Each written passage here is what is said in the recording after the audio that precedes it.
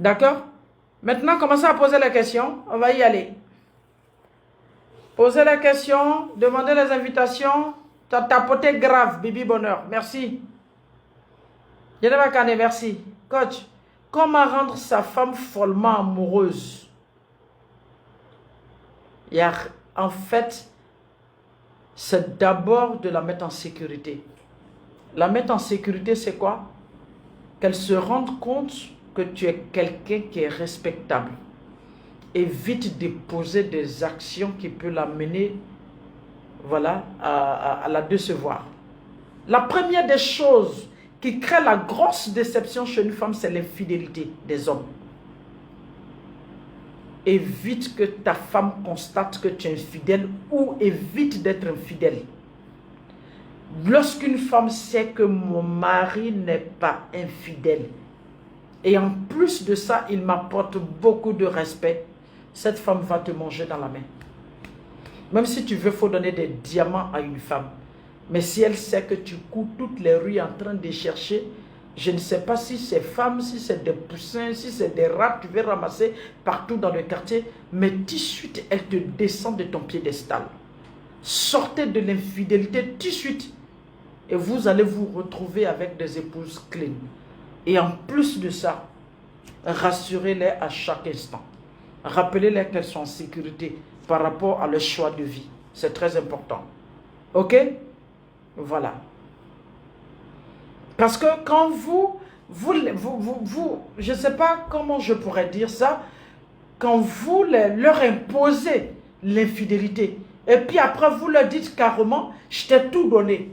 Mais vous pensez que loger sa femme, la nourrir, la soigner, lui donner une voiture, un moyen de déplacement, lui faire des bébés, vous pensez que c'est tout lui donner? Non, vous avez fait juste vos obligations. C'est votre responsabilité que vous avez assumée.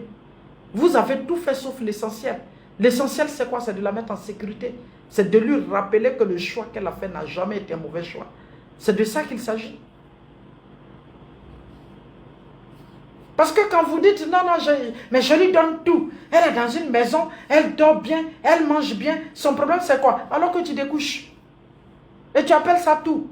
Mais tu découches, tu ne la respectes pas, tu l'insultes. Alors qu'elle est dans une grosse maison, tu l'as mis dans une prison dorée. Elle est dans une grosse maison, mais tu n'as rien fait en fait. Tu n'as rien fait. Elle se marie pour être apaisée. Elle se marie pour être aimée. Elle se marie pour être chuchotée. Elle a la maison chez son père, même si c'était entre couché. Elle mangeait chez son père. Elle dormait chez son père. Elle se soignait chez son père.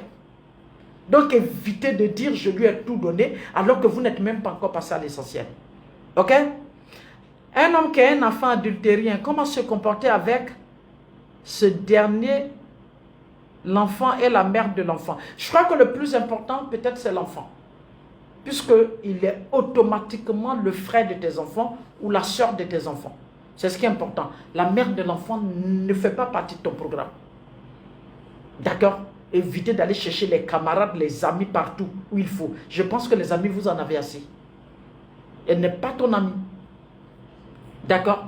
Maintenant, s'il se trouve que c'est arrivé, ton mari a su te convaincre, et que par derrière, tu te rends compte que la femme avec laquelle il a fait l'enfant est une femme très polie, une femme très posée, une femme qui te respecte, d'accord. Dans le cadre peut-être des enfants, vous pouvez avoir un lien qui vous lie par rapport aux enfants.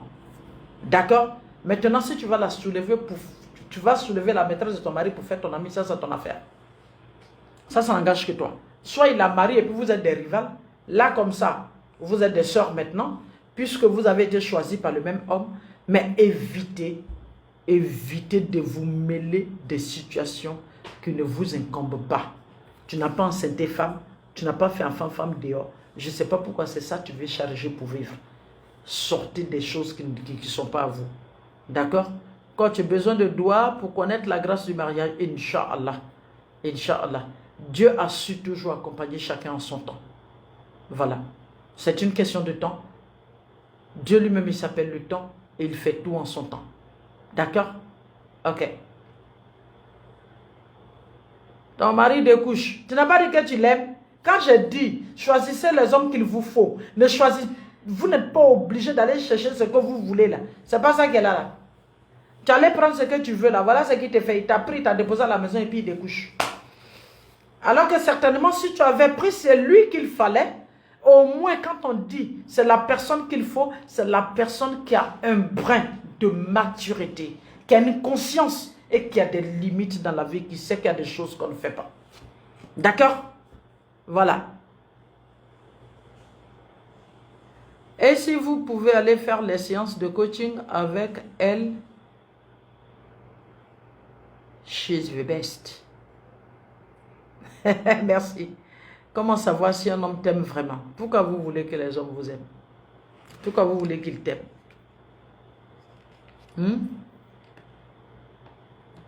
Pourquoi tu veux savoir si quelqu'un t'aime? Pour savoir que quelqu'un t'aime, la première des choses, d'abord, il faut être sûr que tu t'aimes d'abord toi-même. Tu t'aimes tellement que tu as mis des garde-fous autour de toi. Et celui qui arrive, qui respecte ces garde-fous, fait partie des personnes qui t'aiment. D'accord? Voilà. Maman, mon mari a eu un enfant dehors alors qu'il me fallait, il me faisait toujours palabre quand je suis enceinte. C'est ça. Bonsoir maman, un homme divorcé avec 7 enfants, âgé plus que moi, veut m'épouser. Ça dépend de toi. Si tu es assez mature pour gérer 7 enfants et un gros papa, ça fait 8 enfants, tu t'engages. Mais dans le cas contraire, si toi-même tu es en cours de téléchargement d'éducation, toi-même tu cherches aussi ton bonheur, tu cherches à vivre, je ne te conseille pas de rentrer dans cette vie de couple. Parce qu'en rentrant dans cette vie de couple, tu ne vas plus exister. Tu deviens tout de suite une nounou, une maman, et tu dois être obligatoirement l'épouse que cet homme veut. Parce que ce genre d'hommes, ils sont très exigeants. Ils sont très exigeants. D'accord? Voilà. Et en général, quand ils vous marient, très souvent, ils sont à la recherche d'une mère pour ses enfants et non d'une épouse. Donc, si tu rentres là-bas et que tu n'as jamais fait de mariage, c'est la première fois que tu fais un mariage. Au lieu que tu te retrouves en face d'un époux, tu vas te retrouver en face d'un propriétaire qui allait te louer pour s'occuper de ses enfants. Ça va être chaud. Voilà. Désolé, hein. Voilà. Coach, mon mari a fait 2 enfants dehors et m'impose la polygamie dans la galère. Il a fait 2 enfants dehors.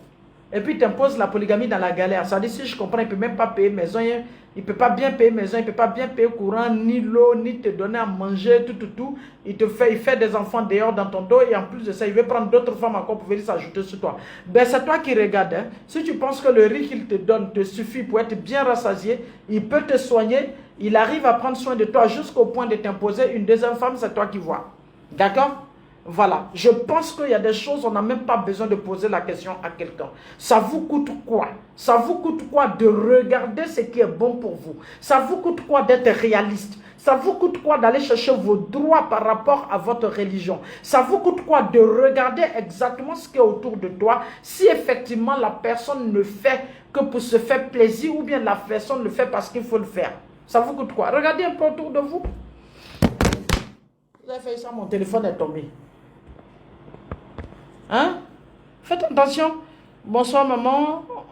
Merci beaucoup.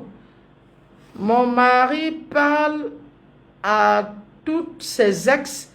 Je lui dis, il dit, je ne peux pas lui donner des autres. Mais voilà, c'est ça, quand vous vous mariez aux personnes que vous voulez, alors que c'est des personnes indisciplinées, bien évidemment, ces personnes n'ont pas de limites et ces personnes vont transformer leur vie de couple en une jungle où ils pensent qu'il est devenu un singe et puis peut sauter un peu partout. Comment peut-on être avec sa femme à la maison et on communique avec ses ex n'importe comment? Ta femme le sait, elle en parle, tu t'excuses pas, tu ne sors pas de là parce que c'est pas normal et tu lui dis carrément que tu ne peux pas me donner des autres. Ce n'est pas une question d'ordre. Elle est en train de te rappeler qu'il faille que tu ailles récupérer encore ton éducation pour venir encore bien vivre. C'est ça. Ok? Voilà. Tu veux dire quoi, ma chérie? Bamba Sata, quand tu dis nous les veuves, ça veut dire quoi, nous les veuves? Il faut bien poser ta question. D'accord? Comment se comporter avec un homme qui ne voit aucune valeur à sa femme et qui est toujours exigeant, veut qu'elle lui demande toujours pardon pour un oui ou pour un non. Ça dépend de la base sur laquelle vous vous êtes marié. Si tu as idéalisé cet homme, si tu lui as fait croire que c'est lui qui peut décider de ton bonheur, c'est là. Parce que c'est difficile quand même. Hein? C'est difficile. C'est la même chose que je disais tout à l'heure, les mêmes phrases. Mariez-vous aux personnes qu'il faut. Mais si vous vous contentez du peu, du fait que votre petit cœur bat, du peu que vous voyez en quelqu'un, c'est compliqué. Parce que pour que quelqu'un se comporte comme ça, seule une personne qui a de la valeur, c'est apporter de la valeur aux autres. Mais quelqu'un qui n'a pas de valeur, qui n'a aucune éducation, ne peut pas respecter la personne qui est en face d'elle. C'est pas possible. Et bien évidemment, puisqu'il ne se respecte pas, il ne peut pas te respecter. Il ne connaît pas la valeur du respect. Il ne peut pas donc te respecter. Et puisqu'il ne te respecte pas, il fera de toi ce qu'il veut. Il peut te dire ce qu'il veut comme il veut. C'est compliqué. C'est compliqué. J'ai tout supporté avec mon mari. Je ne peux même pas lire à haute voix pour ne pas que TikTok me censure. Fatou, Jolidé, ce que tu as écrit là, tu es sûr que c'est ce que tu supportes chez toi? Et pour toi, ça veut dire quoi, mariage en famille? Donc quand on se marie en famille là, on n'a plus de vie. Quand on se marie à son cousin là, on doit souffrir toute sa vie. Quand on se marie à son cousin là, on doit accepter la maltraitance à 400 degrés. Pourquoi? Non, c'est pas possible. Je suis désolée. Maman, parle un peu à ta fille qui est dans une famille recomposée difficile. Ah oui, ça aussi c'est compliqué. Toi, tu viens avec ton enfant, lui vient avec son enfant, vous venez vivre ensemble, personne ne veut qu'on insulte son enfant, personne ne veut qu'on parle à son enfant. Si un enfant qui n'a pas pu avoir une bonne éducation par sa mère qui est tranquille quelque part là-bas et que son père l'a gardé, toi tu arrives, elle va venir faire la jalousie de sa mère, elle va vouloir te dire n'importe quoi et celui qui t'a marié va te dire oui c'est mon enfant, vas-y doucement, fais ceci, fais cela. C'est compliqué, les familles recomposées, on ne se met pas ensemble comme ça. On ne se met pas ensemble comme ça parce que c'est deux familles qui doivent faire fusion pour être une famille. D'accord? Voilà, quand vous devez vous mettre en famille recomposée, soyez sûr que les enfants qu'on vient te confier comme tes propres enfants sont des enfants qui ont une base d'éducation. Si ces enfants n'ont pas une bonne base d'éducation, mais c'est des choses qu'on va venir déposer dans ta main et puis après ça va être un gros problème. Et à vouloir résoudre ce problème, le stress ou tout ça, tu oublies même que tu es marié, que tu dois t'occuper de ton mari. À un certain moment, ton mari aura l'impression que tu n'existes plus et puis lui va te laisser en train de t'embourber avec ses enfants-là et puis lui va se faire voir ailleurs. C'est ça qui est compliqué dans l'affaire. Ah, tu as vu? C'est ça. Maintenant, le problème très souvent, c'est avec les enfants. Voilà, où il va trouver que tu n'es pas trop meilleur, tu n'es pas trop bonne maman pour ses enfants. Il va trouver toujours quelque chose qu'il faut. Et puis très souvent, les mamans de ces enfants-là sont assises quelque part là-bas, elles sont tranquilles. Elles vivent leur best life. Hein. Et puis toi, tu es là maintenant en train de t'embourber avec ces enfants-là. Ou bien souvent même, ils refusent, ils arrachent ces enfants-là à leur maman de force. Sous prétexte qu'eux, ils peuvent garder leur enfant. Et puis toi, qu'on va marier maintenant, tu deviens nounou, tu es à la maison, et puis on t'embrouille avec ses enfants. Le mariage n'existe même pas. C'est compliqué, hein? Maman, c'était de l'ignorance. Si c'était à refaire, je ne le ferais pas. Ben c'est ça. C'est ça. J'ai tout supporté avec... Ben, tu vois, c'est pas bon, hein? Fatou Jolidé, il faut revoir ça vite fait. On ne peut pas supporter tout ça de toute sa vie. C'est pas bon. Je vous ai dit que le mariage, ce n'est pas fait pour être toxique. Hein? Non, le mariage, c'est fait pour être heureux. Hein? Je vais poser des questions. Vas-y, pose tes questions. Si tu veux, tu viens en coaching privé. Mais là, tu viens le jeton, quoi. On tapote, on tapote, on tapote.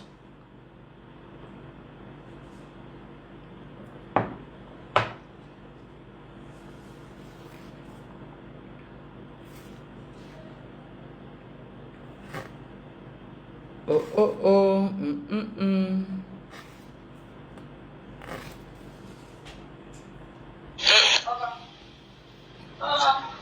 Dame Silhouette.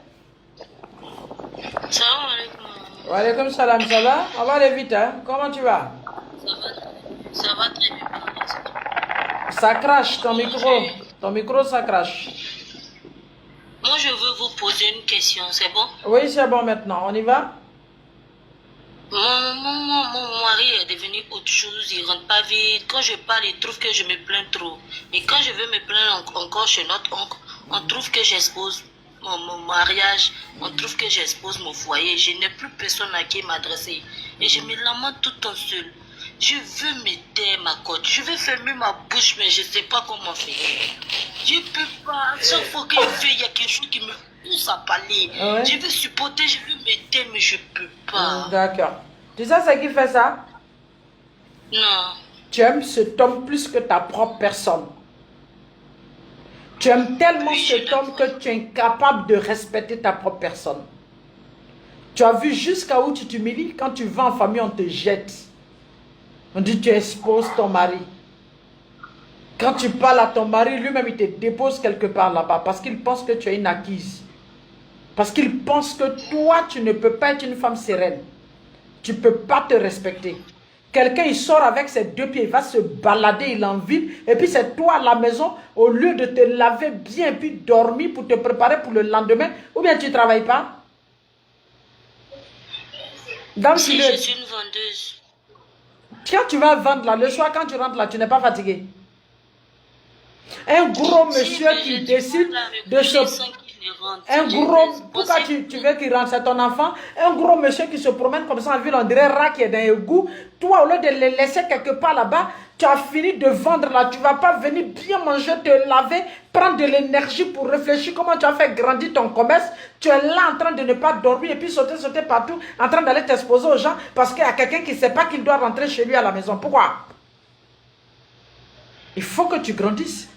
Et pour te taire, il faut que tu grandisses. Pour te taire, il faut que tu commences à aimer d'abord ta personne. Pour te taire, il faut que tu commences à travailler sur ta sérénité et maîtriser ta sérénité. Les hommes ne supportent pas les femmes sereines. Parce qu'une femme sereine, c'est une femme qui est assise et qui observe. Elle a le temps d'avoir une longueur d'avance sur le partenaire insensé. Mais si vous passez votre temps en train de crier comme ça, il se dit quoi? Oh, celle-là est même trop, elle va aller où elle est bavarde seulement. Et puis voilà quelqu'un qui n'a pas peur de te perdre. Plus tu te plains, plus tu dures le lendemain. Et toi, tu continues dans ça. Le problème, c'est pas qu'il est Dieu au dehors, mais il y a des choses qu'il fait qui nous empêchent de le rapprochement. Et quand je veux parler de ça, qu'est-ce qui t'empêche? Qu'est-ce qui t'empêche de te rapprocher de lui? Qu'est-ce qui t'empêche? Souvent, quand je veux lui parler, ton odeur corporelle, ça me fatigue. Il trouve que non, moi, je suis en train d'exagérer. Ou bien, quand j'ai envie de lui, non, il n'est pas prêt. Et quand c'est lui qui a envie de moi, il vient envers moi. Je ne comprends pas. Et quand je veux Mais comment tu peux dire à ton mari, ton odeur corporelle ne me plaît pas, et puis tu allais vers lui pour dire que tu as envie de lui? Non, c'est pas ce jour, c'est pas ce jour. Mais voilà. Et le jour où tu as dit là, écoute-moi, tu as appelé pour comprendre, non? Le jour où tu as dit cette phrase à son cerveau à garder. Mais il n'y a pas longtemps, avant-hier, je l'ai dit, mais pendant tout ce temps qui est passé, et quand je m'approche, il me refuse, il trouve qu'il est fatigué, qu'il a travaillé. Il n'est pas fatigué. Comme il sait qu'il a une odeur corporelle, c'est pour cela qu'il te dit merde. Au lieu de dire à ton mari, là, ton odeur corporelle me dérange, là, tu ne peux pas aller prendre un bain avec lui. Non, c'est pas le problème que ça. Hein. Il n'a pas ce problème-là. Tu nous dis, il ne rentre pas. Tu nous dis, il fait ça. Il ne faut pas nous mélanger ici. Il faut dire les choses exactement. Non, il ne rentre pas vite. Ça, j'ai déposé ça parce que je vois que quelque chose, c'est que je vais faire. Tant qu'il va décider, il va faire. Ça, tu as déposé ça et puis il y a quoi encore? C'est ça, je vous dis là, Je le dis, fait de vouloir tu vois? communiquer par rapport à certaines choses, Voilà. qu'on puisse se comprendre. C'est ça. Tu vois, moi-même C'est déjà, moi qui même, tu vois, moi-même déjà, même, tu es en train de poser questions, tu es en train de nous fatiguer déjà. Tu vois, les femmes, c'est fatigant. Apprenez à vous taire. Regardez les hommes. Laissez-les aller cogner la tête. Laissez-les revenir. Et puis quand ils reviennent, vous les rappelez que vous êtes de grandes dames et que vous, on ne peut pas vous distraire. C'est ça aussi une femme. Est-ce que tu comprends? Apprends juste à te taire. Et ça, c'est un travail que tu dois faire sur ta personne. D'accord? Je vais demander comment on fait là. Ça là, c'est un boulot. Même si elle te dit ça là, tu ne peux pas. Le jour tu as envie de trop parler, il faut te pincer. Il faut dire, maman dit on ne parle pas trop, puis tu te pinces. Et puis tu te tais. D'accord? Ça, c'est un travail que tu dois faire. C'est un travail que tu dois faire sur ta personne. D'accord? Mais comme vous n'aimez pas payer coaching, parce que vous trouvez que l'un de coaching est trop, mais vous pouvez payer bijoux or. C'est ça qui est là, là. Sinon, ça, il faut que tu travailles sur ta personne. Il faut commencer. Je ne sais pas comment je vais faire pour rentrer en contact avec vous. Prends le numéro. Plusieurs fois, je pose des questions. Prends le numéro 00225. Excusez-moi. Maria, il y a votre absent. Nani portable et Jonah, le numéro ta.